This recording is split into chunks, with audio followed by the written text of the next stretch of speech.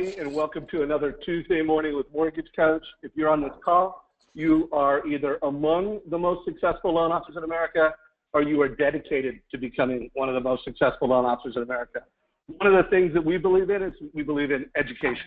Best loan officers are the best teachers. They're able to teach family how to build wealth with real estate through making effective mortgage decisions. Every Tuesday, I'm interviewing either a top performing loan officer, a top producing realtor, or an author or speaker. And today we've got both a couple awesome realtors, which I'll introduce in just a minute, and we've got a great speaker, leader, guru to B2B marketing, and I'll introduce Bryan in just a minute. I do want to set the stage for anybody that's a guest on this call, and also for the both realtors on the call. Mortgage Coach, our mission is to change how people get into mortgage debt. At the top, you see a fee worksheet. You know, to us, that's a transaction. That does not help a family build wealth with real estate by making a great mortgage decision. We believe that when a family gets into debt, whether they came in and they met with the agent, the loan officer in their office, or at an open house, or at your real estate office, you know, show them options. Show them how to build wealth over time. If they're, you know, looking at renting versus owning, showing them how much equity they can build up in 3 and 5 years. If you're meeting with a family in a coffee shop, walk them through their options. Both of the agents on today's call work with top mortgage coaches, so this is probably pretty familiar to you. But I do know that this is being recorded, and we're going to have a lot of realtors check it out. So I just want to set that stage. At Mortgage Coach, we're all about helping families make more effective decisions and more confident decisions when it comes to buying homes and getting into debt. Again, a mortgage coach is all about being a trusted advisor. And today's call is going to be a little bit unique. I do want to remind you, it is recorded, so it'll be published into our YouTube page by the end of the day. For anybody who's not familiar with our YouTube page, we've got the Tuesday interviews at the top. Last week, we had an expert, an author on loyalty. It's called The Loyalty Switch. He was interviewed by Bill Hart. It was just incredibly valuable. And the week before, we had one of America's top loan officers, and Tim Bryan. So, I mean, every week we have someone awesome. The other thing I want to draw attention to is our real world scripts, where literally multiple times a week, I am interviewing someone that's incredibly successful. Yesterday, I interviewed a coach, Derek Cheney, talking about how to create videos on Facebook to tell micro stories. A couple days ago, I interviewed Chris Smith, the author of The Conversion Code, talking about how to get a prospect on a phone and into a conversation. So check those out. Make sure that you're tuned into our YouTube channel and know that today's call will be published. So one reminder before I bring in our guest for today, Coach Bill Hart, every single month he is interviewing great realtors. And one of the realtors on today's call, Nicole, was interviewed by Bill, and we'll be sharing her top producer interview soon. But in the meantime, I just want to make sure everybody on this call is aware that every single month, Coach Bill Hart is interviewing a top realtor. If you haven't seen the interview he did with Larry Kendall, the author of Ninja Selling, it's a must-watch. Lots of great takeaways from that, including some really good scripts. So just wanted to shine a light on that. I will put a link to that in chat. And if you're watching this on a video, there will be a link below in the description. So let's get with the main show. You know, I want to start by bringing back Bryan Kreuzberger. I have interviewed Bryan. I don't even know how many times. Bryan, what is it about? What's about the 4th or 5th time you've been on the Mortgage Coach call? No one's interviewed me more. I love that. But well, I started reading your blog and your content years ago, and everything you said, I'm just like, this guy's right on.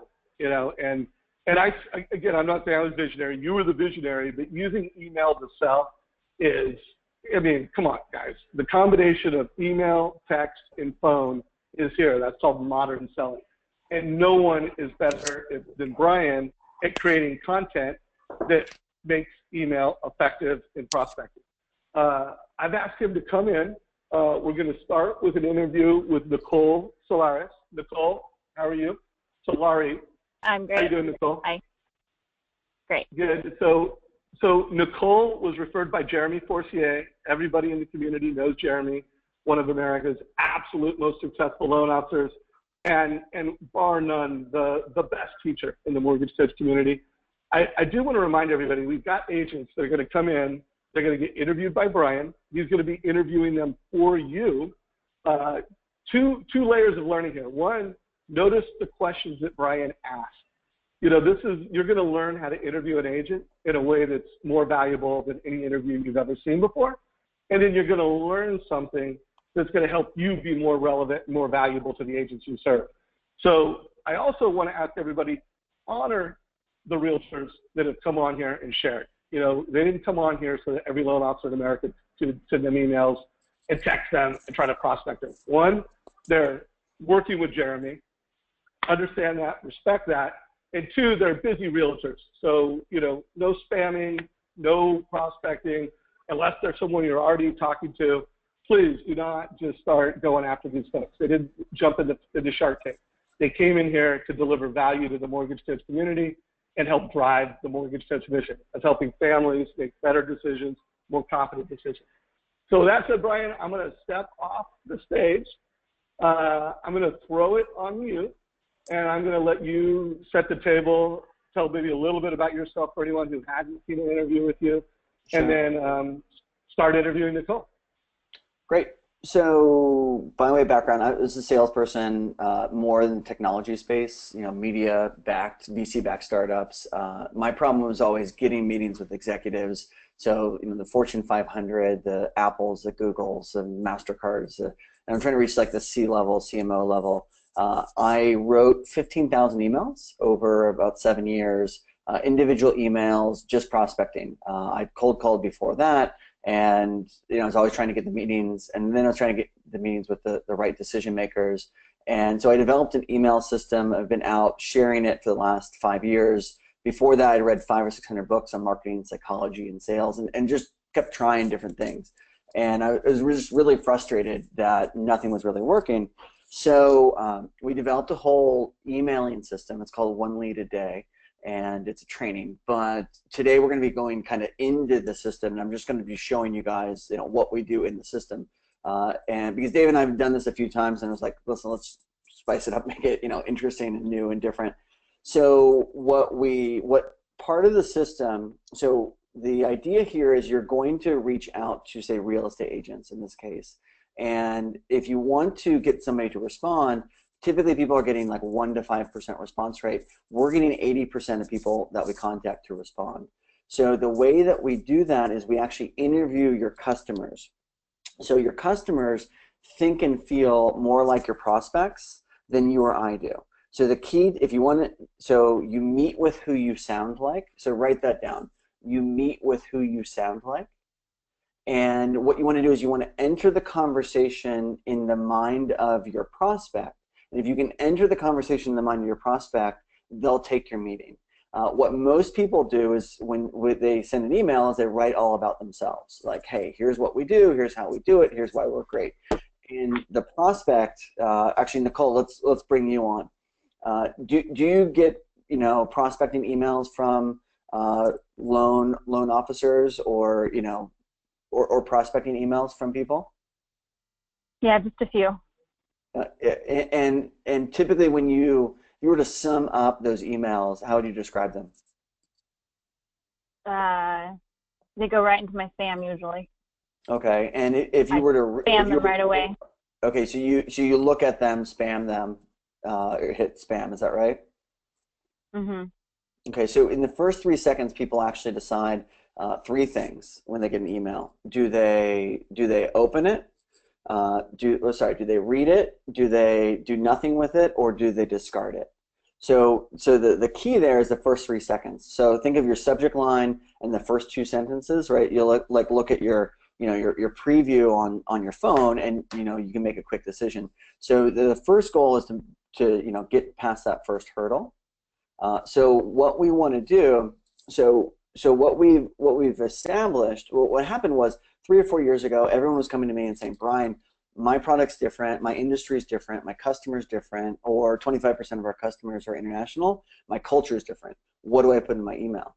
So that's how we developed the customer interview process. And so what we're going to do is we're going to interview Nicole as if I was Jeremy. Is that who's the loan officer, Dave? Right. Yeah, yeah. And then, by the way, I do want to set the table with a bit more context, Bryan, because Nicole has an insane story. Nicole, if you could just tell everybody how long you've been in business and what kind of production you're doing as a realtor right now. So I just got my license in 2014, April 2014. So 3 years young. Last year I closed 191 units for 75 million, and we're on track to do about 350 this year. So guys, wow. I mean, that is one of the most amazing success stories in the real estate business. So when she said, I get a few emails, she was being very sarcastic. Every loan officer in America would like to do business with you, Nicole. So I just wanted you guys to connect the dots with what a successful professional we have on here. What an amazing opportunity it is to have Bryan interviewing her for you guys. And then again, remind everybody, please do not add her to your prospect list. She is here to give a gift of knowledge, and Jeremy would not appreciate it. He'll come get you if you start going after his agent. So I'll jump back off. I just wanted to put a little more context around what we're doing and just who we have on today's call. So when we interview Nicole, so how we develop this, people normally do interviews, their customer interviews, and they'll say, hey, why do you like us? Why'd you pick us? Tell us, why we're great, or what would you say about us? And they'll say, you're great, you're super responsive, you're a pleasure to work with, I really like your team, blah, blah, blah, blah, blah. If I was ever going to refer a loan officer to anybody, I'd definitely recommend you guys, right? And what the problem with that is there's 3 units of time. So there's the before unit of time. This is before you were working with them. There's the during unit of time, like while you're working with them, and there's the after unit of time. So after you're working with them. And Nicole, this can work with you too for your buyers, right? You can relate it to any type of customer. So the problem is, you're really responsive, you're great to work with, I highly recommend you, is in the during unit or after unit. But your prospect is in the before unit, right? They've never actually talked to you. So if you want to connect with them, you got to connect with them based on where they're at the time. So it's like dating. So if you want to get a first date, you want to identify how the person's feeling about their first date, and what they're looking for in a first date, not necessarily what they're looking for, in a marriage or a partner or, whatever it is. So we just, we're just trying to get that first date. We're just trying to get to first base, to use a baseball metaphor. So what we're going to do is we're going to model. So we're going to model. Nicole at one point was a prospect, for Jeremy. She was a customer. And we also want to know what would make her switch. Now, you don't necessarily, prospect her with this message, but we want to understand, like lots of people, we'll get into that in a little bit. So anyway, so the frame is, normally people write all about themselves. So to get the other person, your prospect, to respond, you actually don't write about yourself. You write about what you can do for this person. And we're going to model Nicole, get the language from Nicole, and that's essentially the ingredients for your email. And then at the end of it, I'll try and put together an email for everybody to kind of see this, all done. So Nicole, I want you to think back, and now we'll start the interview portion. Think back to 3 years ago. I asked Nicole before the call how many professional loan officers you're working with. It sounded like 2. Is that accurate? Yeah. Okay. So I want you to think back to 3 years ago, before you were working with Jeremy, right? Before you ever spoke to him. What was going on at that time? I got into the business and I was kind of clueless. I had no idea where to get business, no idea where to start. I didn't know the difference between an appraisal and an inspection. And so I was really looking for guidance, and I was kind of just using whoever was recommended to me at the time. I work for Remax, so we have some in-house lenders, MSAs with them. So I was kind of going back and forth between the guys that we have MSAs with, or Wells Fargo, Bank of America. I really let the buyer have the option and used whoever they came pre-approved with. So that's where I was 3 years ago, before I found my 2 go-to loan officers. And what did you want at the time? right? So like you're doing what you're doing, right? You know, what did you want or what wasn't working?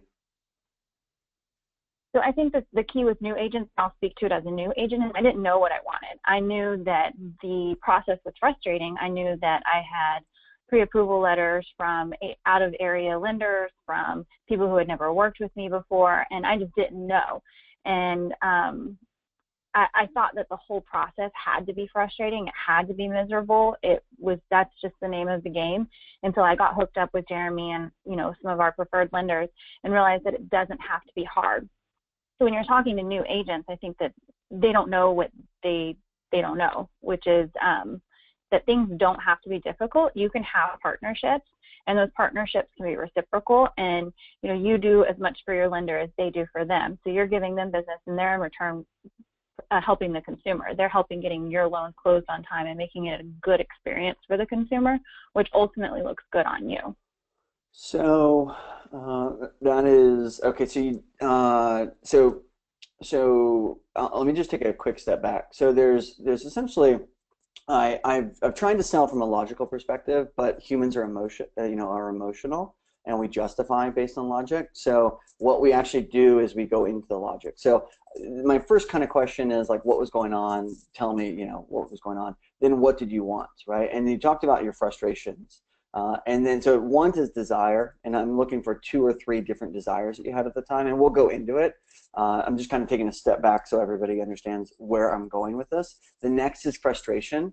Many times people will make the change more from pain than from desire. So what is the frustration? And you didn't know what you want, but what we're going to do is we're going to dig into those frustrations, because what you do know is what was frustrating you and how you felt about it. So we're going to dig into that, and then we're also going to go into concerns. So many times people may not know what they want, but they know what they don't want, right? And they don't want anymore. So what was frustrating you at the time? I wasn't closing loans on time. I wasn't getting my clients into their homes and keys when they should.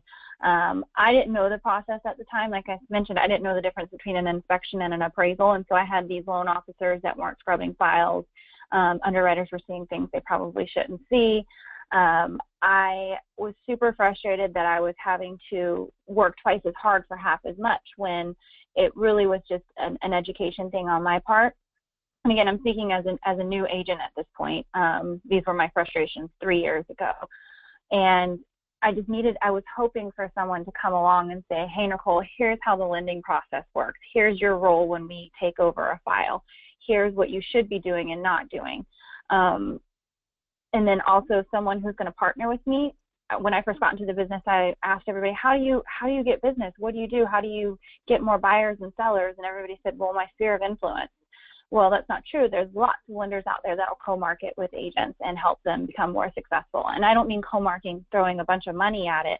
I mean, people sitting with me at my open houses would have been super valuable. I started out doing 5 or 6 open houses a week, and it would have been so nice to have a lender there to pre-approve people. So adding the value of co-marketing and being there for newer agents.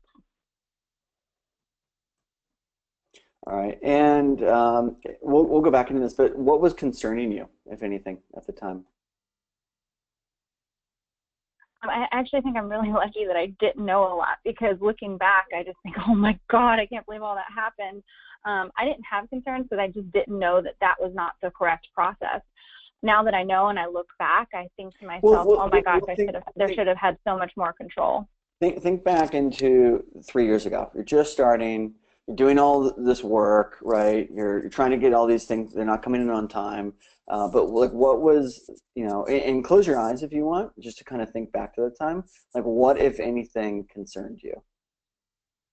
Losing clients, for sure. Not closing the deal and falling out of escrow, and then them going and finding another real estate professional when the things were out of my control, or the consumer having a super sour experience at the close. Maybe we did finally get it to close, but the bad experience of the consumer, a bad review from just something that I couldn't control. And why was that concerning for you? Well, everybody knows it just takes one bad review online to hurt your business. And so I wanted, first and foremost, we're all mortgage professionals, real estate agents. We're in this industry for the consumer, because the consumer comes first. And so I got into the business knowing that, and it concerned me because that is not the experience that I want them to have. Is something negative. And also, you know, referrals. If Joe and Sally have a really bad experience with my loan officer or a loan officer that they brought to the table, they don't think, oh, it was Joe mortgage guy. They think of it big picture. It was Nicole and Joe. And even though it was nothing I couldn't, even though it was things I couldn't control, we're big picture. We're partners. Whether a loan officer wants to consider me a partner or not, once we enter into an escrow together, we're in it for the long haul. And something negative happens to you. Like what would that something negative be? The consumer, again, it always goes back to the consumer. When they're upset and they're not happy, I'm not happy. And if a loan officer is pointing fingers at their underwriters or their processors or me, then that is a really, really negative experience. What was the trigger event? Like what was the straw that broke the camel's back, you know, for you to say, you know, hey, I can't work with all these different, you know, random people around the country, you know, I'm going to work with Joe. Like what was the thing that happened right before that? It was actually a good experience. When I finally started working with professionals like Jeremy, I realized that it is beneficial to have a partner. It is beneficial to have a couple of go-to lenders to control the situation, to know how I operate, to look at it as a partnership. So the straw that broke the camel's back was actually having a good experience and closing a loan on time and without frustration, and having a good appraisal process with Jeremy. Describe that good experience. Like what made that good? Closing on time, first and foremost. Number two, I always felt like I had to be the person who collected the documents for the lender, following up on timelines. Hey, when is the appraisal? Hey, can we remove contingencies? Hey, can we do this? And instead of me chasing every small piece of the transaction every step of the way, it was given to me. It was updates. It was giving me calls, you know, weekly, whether there's no news at all, just to say, hey, I know that your appraisal contingency is due tomorrow. Looks like we're going to need another day. Go ahead and get an extension. Rather than the day it's due, me calling and saying, hey, what's going on? Can we remove contingencies? No callback, no callback. 2 days later, they call me back and say, actually, we're going to need a couple more days. It's more that proactive approach than the reactive approach, and me feeling like I have to chase it. What else made it a good process? Where you're like, you know what, I have to give these guys my business, and you know, was there anything else that happened, or even happened beforehand, where like you missed the closing on time, or you know, you were somehow, you know, impacted before? Yeah, I mean, I'm not saying that every loan that I've ever done with my go-to lenders has been perfect, but I keep going back to them because I know that they are doing their best, and they are putting the consumer first, and they do care about my relationship. Wait, so they're gonna. I want you to go back to before you were working with them, right? Think back to, because now you're going into the during unit, right, or after unit, kind of like what it's like now. The prospecting. Yeah. Just go back in your time machine too. You know, right before Jeremy, did anything impact you? You know, like, hey, this is great. This is like a concierge service, right? You don't have to do the follow up, all the, you know, small stuff. They're doing it all. But can you think of anything?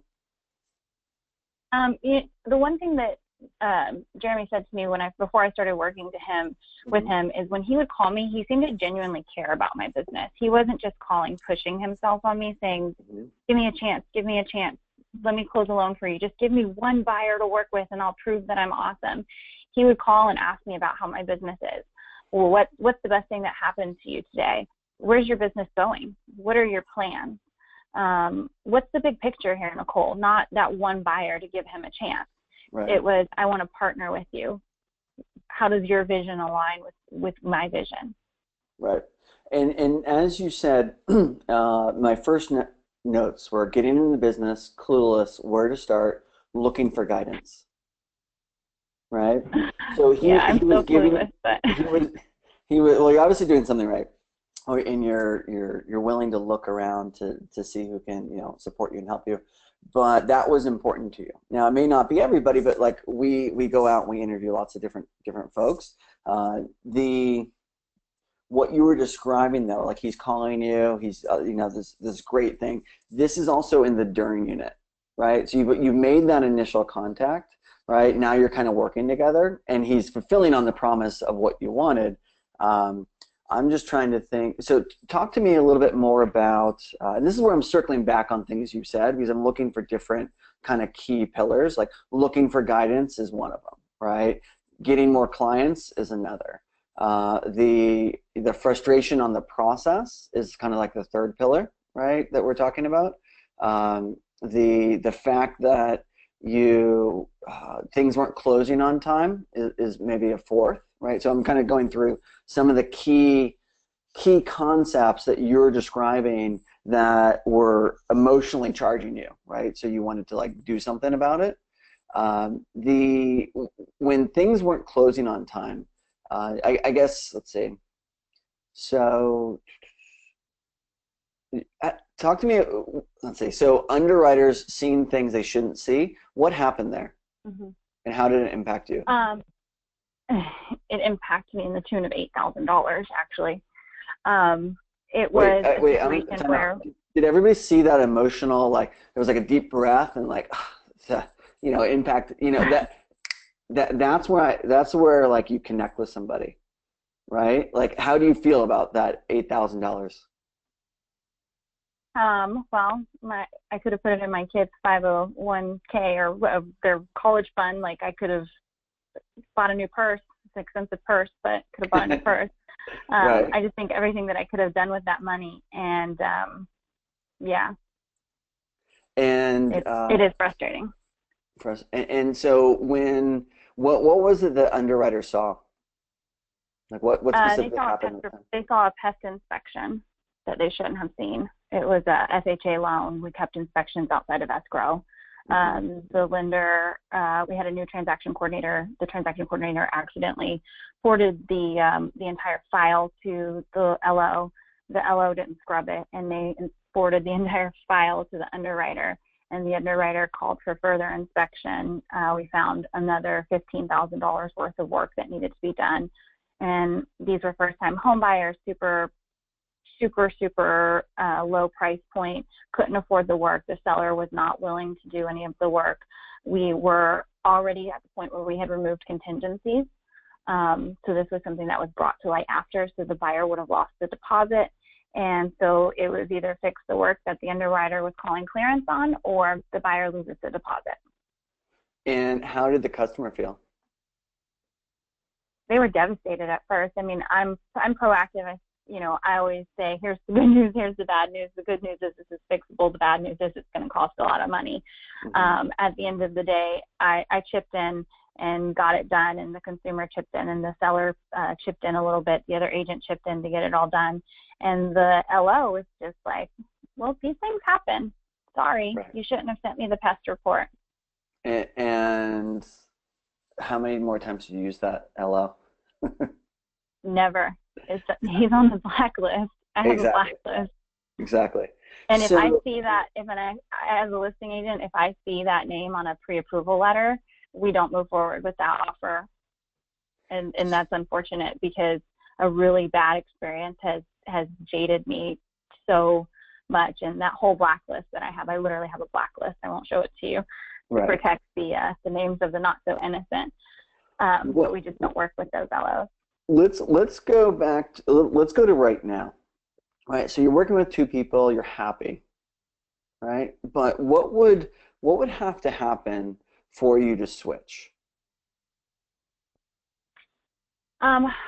Well, like you said, it's kind of like dating. And at this point, we're married, and so to get a divorce, something really bad would have to happen. I'm kind of married to my loan officer. They know me. I know them. They take care of us. In order for me to even start thinking about looking outside, it would have to be matched what they do for us. Amazing loan programs, really, really tenacious loan officers. And going back to, I have a degree in psychology, so I like your marriage parallel that you drew there. You know, when you're happy in your marriage, you're not really looking around. But when you've been married for a long time, which I have, and not saying this is happening in my marriage, but sometimes things get comfortable and mistakes happen. And when it's too comfortable, sometimes you get a little lackadaisical. My LOs are not at that point, and I hope we never get to that point. But if they ever did, you know, I would probably start looking around if mistakes started to happen. When you say mistakes, comfortable, like what would you be describing? Again, you know, maybe they missed scrubbing the file on the pest inspection, or you know, all of a sudden their time to close is increasing, or they're not giving the consumers as much attention, or we're giving them so much business and they're not hiring an extra processor or an extra LO assistant to help out with the files, and the consumer suffers. Anytime that the consumer suffers, you know, that's when it concerns me. Why does it concern you? Again, it goes back to, we're in the business for the consumer. It's not about me. It's not about my LO. It's not about our relationship. It's about making sure that the consumer is protected and taken care of, and they get their keys on time.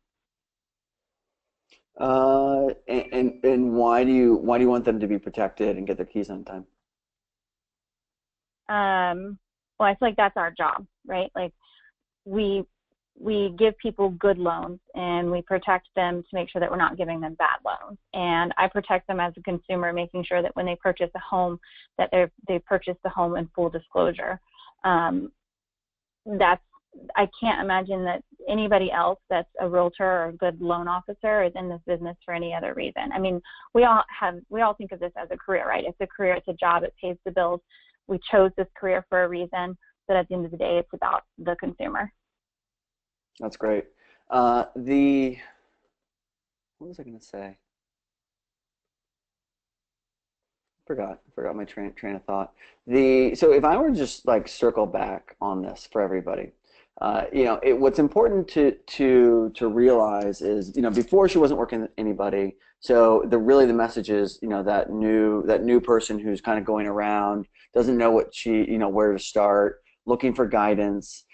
So there's kind of the looking for guidance frame. There is the process is frustrating, and, you know, describing, you know, what about the process was frustrating. Then there is like the knight in shining armor came in, and all of a sudden, let's see. So if we go back to what you're saying there, because I was taking notes, there is. They collected the documents, following up on timeline.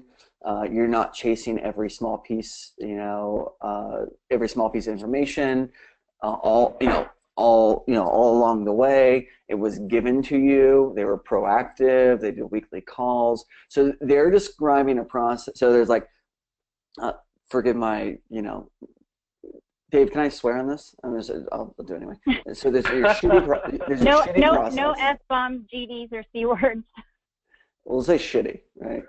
There's the shitty process, right? The frustrating process. And then there is you know, you're not chasing all the small details, all the small events. They're following, you know, up with you weekly in the proactive. Like, you didn't even know it could be this good, right? But if somebody describes that in an email to a new broker, right, that's really positioning how it is and what they might have seen, right? And then positioning what it could be, you know, what the, you know, working with you could look like. And then, you know, we go into, you know, one of the major things for you is losing clients, falling out of escrow. These are ingredients for the email, actual phrases and language.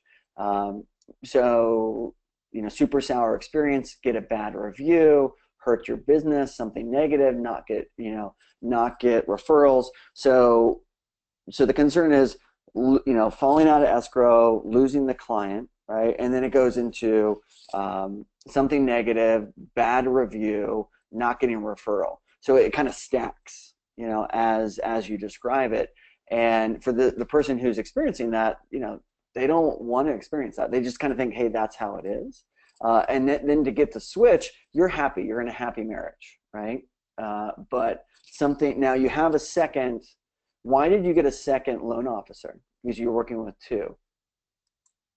We did a couple expansion offices, and it was just a matter of covering the geographics and the sheer volume. I mean, I would love to have one go-to person, but we opened now 3 expansion offices and servicing 300 plus clients per year is just a lot for one LO. So this is, now if we had more time, I would then do an interview, right, about that specific use case. Now what you just told me was a trigger event that the market can look for. So where has a real estate agent then expanded offices? Because, so it could be like a company merging with another company, but if a real estate agent is expanding into a new geography and it's, you know, why was it important that like, what about that change couldn't the first person handle or cover? Like, why couldn't that person, or why didn't you want to just say, hey, great, we're expand with us, you know, let's just, you know, keep the gravy train going? Like, what about that made you get another person to support you? Yeah, I spoke earlier, I think I mentioned local lender. It's really important in our specific geographic area to have a local lender when you're submitting offers, someone kind of boots on the ground. And when our previous lender wasn't local to the new market that we were entering into, so we had to go out and build a new relationship. Now that being said, if you work for a company that has it. What market was that? So we started in Solano County, and then we branched into Napa, and we just opened an expansion office in Rockland, which is Sacramento. And did you get somebody else new in Rockland? Mm-hmm. So you're working with 3, or are you with somebody? Two. The Napa and Solano market are very similar. So someone local to Solano would be local to Napa, and vice versa. Okay. Hey Bryan, I want to kind of the 2 valleys. And Bryan, I want to jump in real quick. So sure. we run this meeting till 10.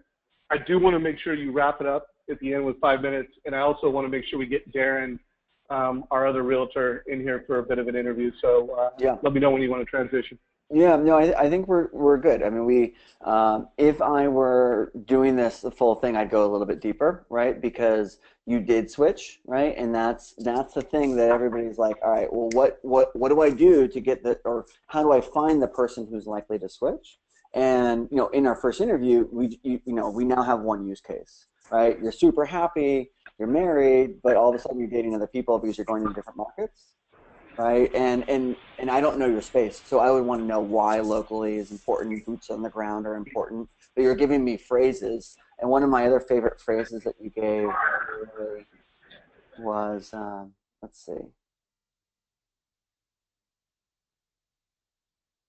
Oh, working twice as hard for half as much. I would never come up with that, right? But you just gave me, you know, hey, do you feel like you're working twice as hard for half as much? Right, and the person who is the real estate agent is like, yeah, like I thought I got sold a bag of goods. I'm just starting. I don't know where to start. Blah blah blah blah blah. You're giving me great copy right there. I would never come up with it, but you know, you're giving me stuff that would. And this goes on your website. This goes in your emails. This goes in, you know, all the stuff that someone would see kind of pre-working with you to describe kind of the symptoms to the problem. But yeah, great job, and thank you. Thank you. Hey, Nicole, thank you. I'm looking forward to doing our top producer interview of you in a few months. And for anyone on this call, Nicole will be a panelist and a speaker at the upcoming Inman Conference in San Francisco. And Nicole, congrats on the success. And thanks for making time. I would love to have you stay on the call when we wrap up. Oh, go ahead, Bryan. One quick question. What do you call yourself? I'm a well, I wear my R badge pretty proudly, so I'm a realtor, but I call myself team leader. Team leader. And if you were at a bar or restaurant and they're like, Nicole, what kind of business are you in? What would you say? I help consumers, and I help people buy and sell homes. So if your grandma asked you, Nicole, what do you do? What would you say? Grandma, don't worry about it. No, I would tell her that we are in the business of helping people make their dreams come true by helping them. She's putting her sales hat on. No. All right. I am. Well, I want to make Grandma happy. I want her to think that. No.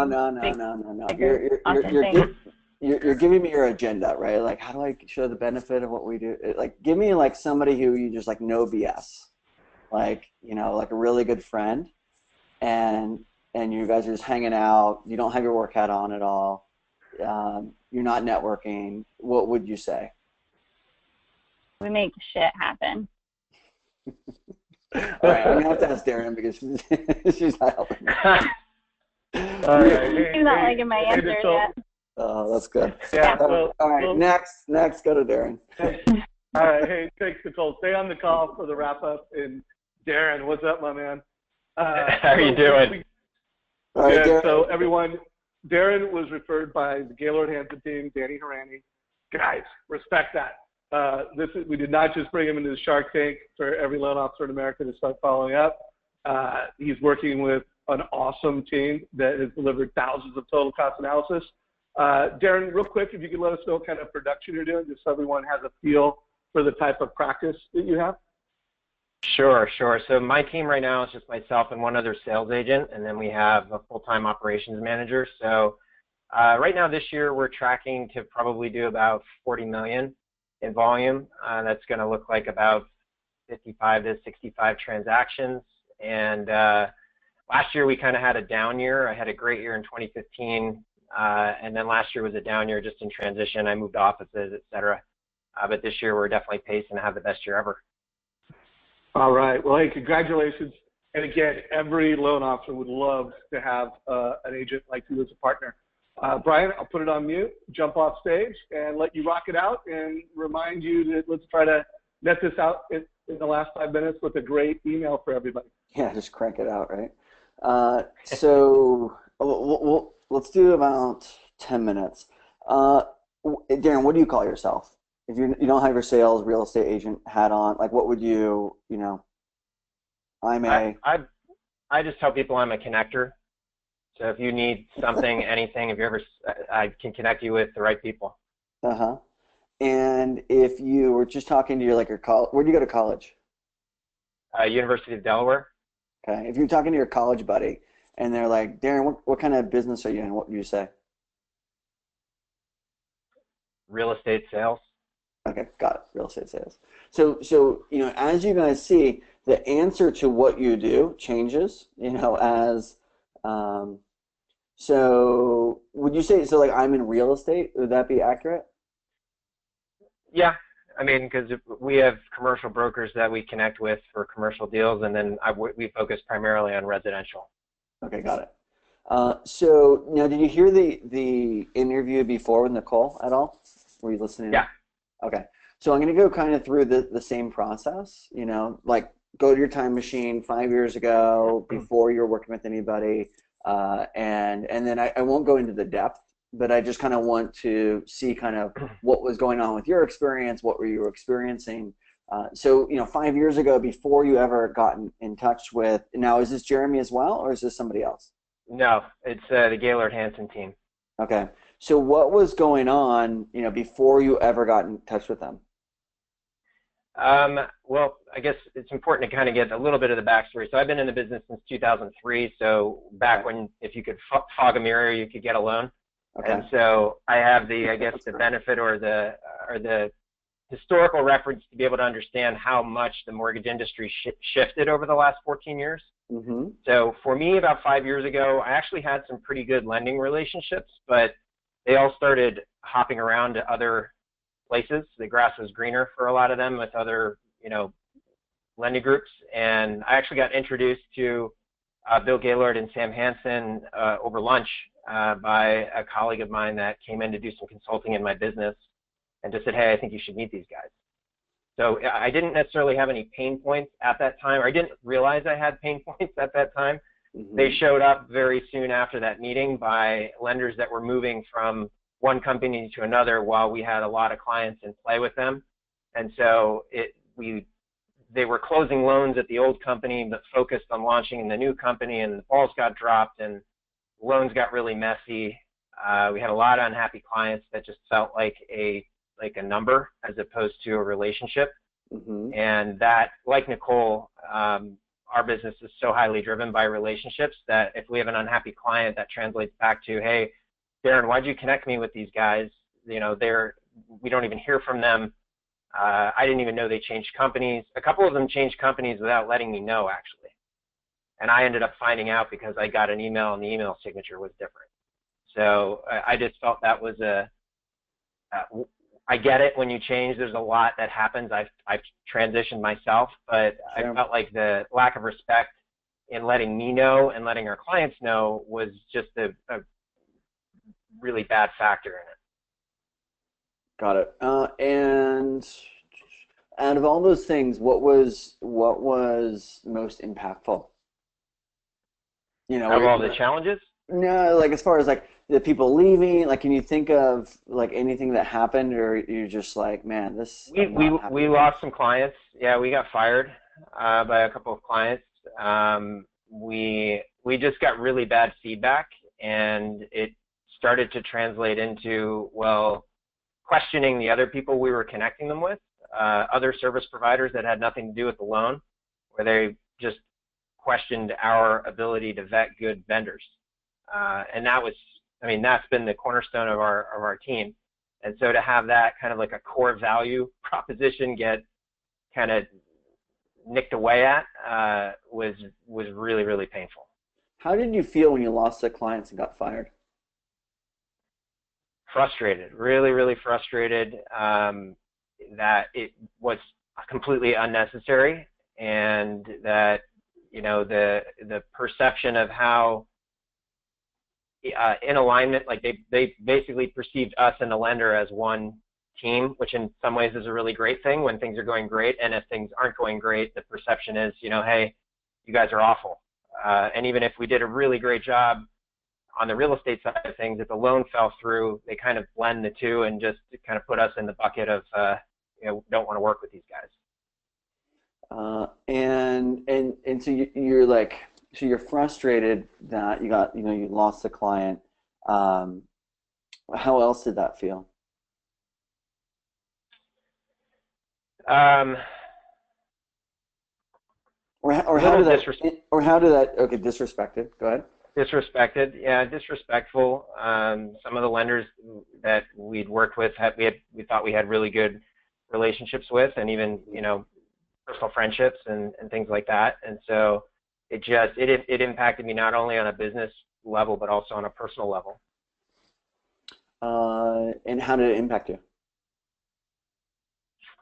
In some cases, just really not keeping in touch then on the personal level, because it wasn't working out professionally. And the relationships that I picked to stay in are the ones, like Nicole said, like you're getting into a marriage, and I want those relationships to be deep and meaningful, and and to be able to persevere through hardship.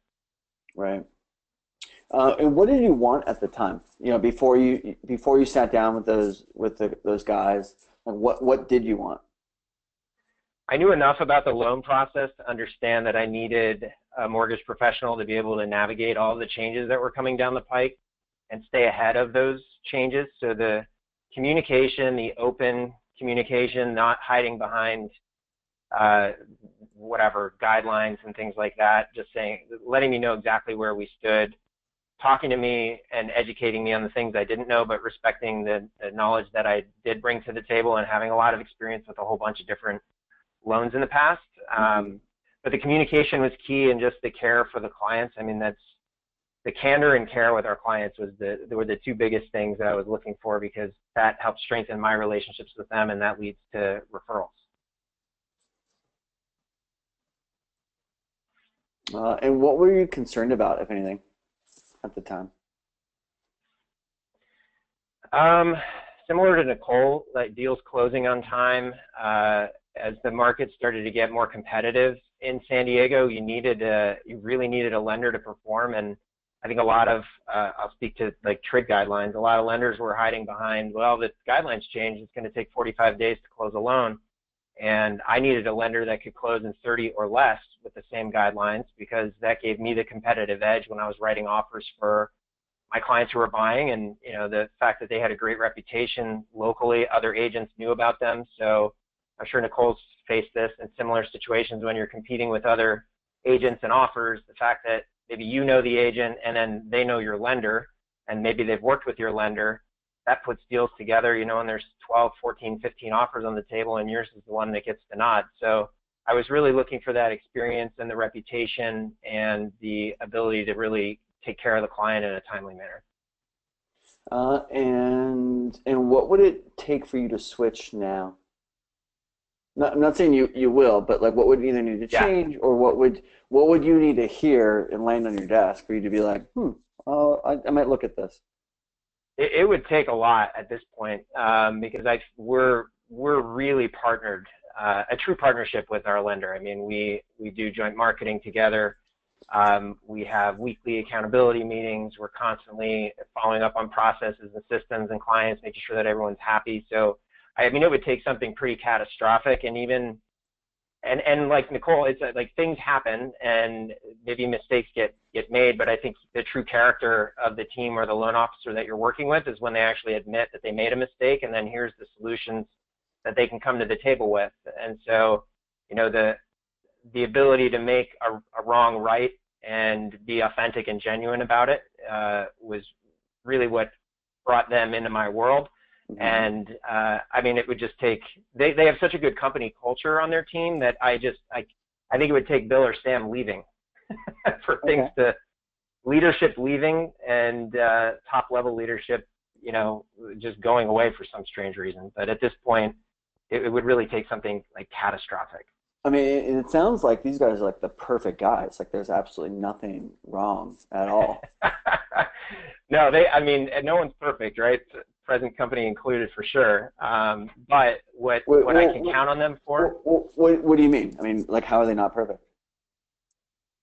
Well, I guess it depends on your definition of perfect. But perfect sometimes to me connotates not making mistakes, and that's not true. Everyone's made mistakes, and I think the character has shown itself when they make, they lose money on a loan to make the deal right, because they care about my clients and about the relationship with me. What kind of mistakes are they making? There have been some guideline misses, some overlays that could have gotten caught early on in the pre-approval process, so just some missed expectations on the front end. Honestly, there hasn't been a lot.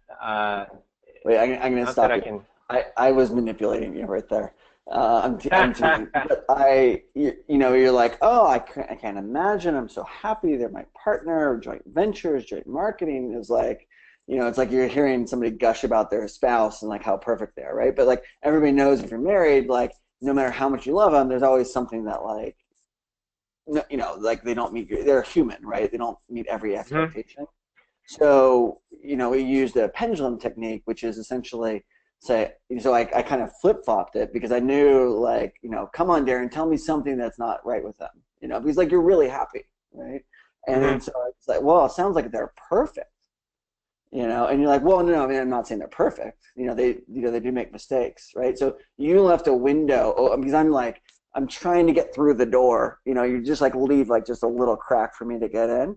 And then you're like, well, I mean, they make mistakes. And then I'm like, well, what kind of mistake? And then you're like, but it's nothing enough for you to like make a switch, right? Because this is really a switching concept, right? So, and you could use the same thing for, somebody says, oh, I've got a real estate agent, I'm happy. And it's like, well, can you think of any reason why you'd ever switch, right? And rather than us trying to sell through that, why you're great, you find an opening if there is any, but obviously you're really happy. But if Bill or Sam left and it wasn't the same, so that's also another option for people to look for in prospecting, because in prospecting we get to define and look for the people that we go out and contact in the market. So if there's a shakeup, right, something changes, so somebody switches top leadership, so the relationships might not be there, right? Or if somebody goes to a new office in a new location, new geography, there might be an opening. or as you described in the very beginning of working with somebody 5 years ago, they're going to, the loan officer, mortgage professional goes to a new office, and they're not really doing a very good job transitioning because there's the last company, and you kind of feel like, and that's what happened for you to make that original shift, right? So those are all trigger events for everybody on the call to look for in the market and do research on, because maybe that person, or the other use case is for Nicole, they're brand new and they don't know what they don't know.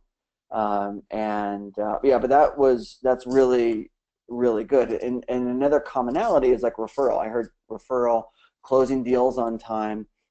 As we start doing more of these interviews, we start hearing the same things over and over, right? So what we do is we describe the symptom in the email and say, hey, typically our real estate sales clients, are working with a loan officer, and they're not closing deals on time.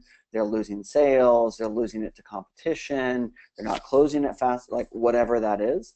And for the person that is experiencing that, they'll respond. And if they're happy, they don't respond, and we're okay with it. But if they are losing, sales or not closing deals on time, that's what we're looking for, because then there's an option for them to help you. And obviously that's not the case. It sounds like you're really happy with what you got going on. But that was really good. Thank you. So let's do this, Bryan. We are down to the last 5 minutes. By the way, Darren, feel free to stay on stage here, and Nicole, if you're still on the call, jump up. First of all, everyone on this call, hopefully you're getting value just in seeing how a marketing expert with email conducts an interview. There's much that could just be learned from the interviewing process that we've already done. So, Bryan, what would be your advice to the mortgage coach community at this point to, craft emails that help get meetings and have quality conversations? Let's see, in a couple minutes. So number one, I would look at the trigger events. So the trigger event, so think of outbound as a triangle. The top is who you contact and how you build a list, how you define like who you're going to contact. This is over here in this point of the triangle is how you contact them, whether it's cold call or email or LinkedIn, whatever. And then over here is the message. So subject line, copy, how you create. So what you want to do is you want to create an opportunity for the person that you're contacting. Don't write about yourself because they don't care. And then you need to be credible. So what I do is I do it. It's a deep sea fishing technique. So I'm looking for 5 lines in the water because I'm going to catch more fish. So if I were to look at the lines in the water, and I can copy and paste all the notes that I took, I don't have time to write the email. But so the lines. By the way, we will put a link to that document. Bryan and I will make a document and feedback, and we'll put it below. So if you're watching the recording of this, in the description below in YouTube, there will be a link to notes and some scripting for you. Go ahead, Bryan. Yeah. So, the main themes that I thought. So I'm always looking for like the main themes and then describing those. So losing clients, not getting referrals, and those kind of go hand in hand as they were describing it. Describing the process of that it could be, right, where you're not doing all the minutia following up, it's all proactive, right, as another idea. The trigger events of that, and this is what I'd be looking for in targeting at the top is, so the trigger events are new office, new location, somebody changes, somebody moves, right? These are all things that are changing, or somebody who just started, who, they just don't know what they don't know, and you need to be the great one who comes in. And then I would also look for, I'm looking through my notes. So Bryan, while you're looking at those notes, I want to make sure every mortgage coach is seeing some things. One, targeting matters. Who are you marketing to? And context is everything.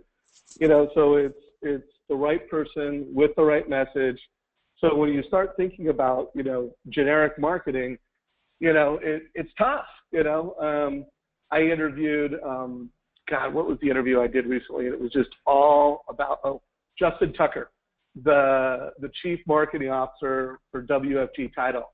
and he was just talking about what are the trends of the future for the real estate industry. And it was just all about personalization. Really know who your customer is, give them something very personal. Anyways, I'll let you jump back in. I just bought you some time, my friend. Yeah, I mean, the other is, so you're losing clients, you're getting fired. These are all the things that are happening behind the scenes for somebody to be motivated enough to need it. I mean, I think what I'd also recommend, so this is just one part of the process and also just the initial email. There's more emails that go into the follow-up. I'd recommend people check out One Lead a Day. There's also some free talks, online. I could share the link to the course if this is interesting and they got value out of it and they want more. But just go out and talk to your customers and interview them and like, hey, before we were working together, what was going on? What were you frustrated with? What did you want? Let me give you a different link. Chat. Okay, well, we will put a different link in chat, and also a link to learn more about Bryan's program will be below if you're watching this as a recording. Below, we'll put a link to it. Again, I'm a big fan. At Mortgage Coach, we've learned a lot from Bryan. We use it in our marketing. I thought this would be an amazing gift to have him interview top producers, for you to learn how to interview top producers, and then create messaging and content that's going to get through the clutter, help you get the meeting, so that then you can then deliver wow service. And, again, I don't know that you learned anything new. We know that deadlines matter. We know that keeping promises is everything. We know that closing on time is critical. But you heard it in a different way, and you heard it from top producers. And I recommend you even have these interviews with your realtors. It shows that you care. I bet, both agents who went through this process, if your loan officer had an interview and, really just asked you why, asked the question and said why and why, it shows you care. It shows you just want to really go to the next level with that agent and really deliver on it. So we did this for marketing purposes, but even if it's not for marketing purposes, just to better know the agents that you serve, get busy, get out there, even interview agents that you don't know. Tell them I want to do a podcast with you. I want to do an interview with you. So let us know what you thought of today's call. I am pushing a poll right now, on a scale of wow, surpassed expectations, got some takeaways. Let us know what you thought. Also, if you have questions for agents, we're doing a lot of agent interviews between the Bill Hart interviews and some of the other interviews. We're doing a lot of that. So if you have more questions for agents, let me know what they are. We'll bring those into our next few conversations. Bryan, any closing thoughts as we wrap up today's call? Any advice? Any advice? I'd say, look at your business. Where are you getting the most business? Sort it by revenue. Identify, say, the top 3 places that you're getting your clients, and interview those people. Just send an email. Hey, can we talk for 15 minutes? Understand frustrations, fears, concerns, where they were, and then also the other thing, when you do the interview, we didn't cover it, is based on what you know about us, can you think of anyone else it might make sense to talk to? So these interviews are really a nice thing to do, and then you ask for referrals, at the end of it, because they know other real estate agents, and then a referral is the best way to to get an intro. So yeah, and just go out and just always just the golden rule: do unto others as you want done to yourself.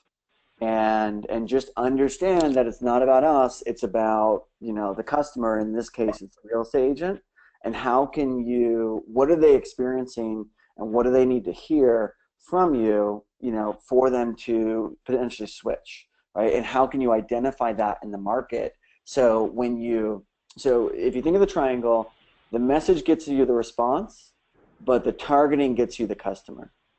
Because if the person who isn't in need, like if I reached out to Nicole or Darren, they're really not in need. They're not in pain. They're happy. And something would have to drastically change. So going out and identifying those. But imagine you do 5 or 10 interviews, you'll really get that perspective, and then put that on your website. Because for the person who's starting out or things aren't happening correctly, your customers are going to really identify with that. And yeah, and hopefully this just really helps people. Well, Nicole and Darren, thank you so much. We know how valuable your time is. We are grateful for the transparency you brought and the time that you committed. So thank you very much for taking time for the mortgage coach community. And the openness. I really appreciated how they just kind of like got right into kind of what was going on, how they felt about it. I really appreciated that. Yeah, it was awesome. So remember everybody, every Tuesday we're interviewing someone amazing. Keep an eye on our YouTube channel for our scripts, our Skype interviews and the real world scripts that I'm doing. And again, look below for the links that we discussed. If you liked this interview, like it and share it with your mortgage friends. And if you're a mortgage leader, share it with the people that you lead. Have a great day, Bryan. Thanks a lot, buddy. All right, buddy. Take care.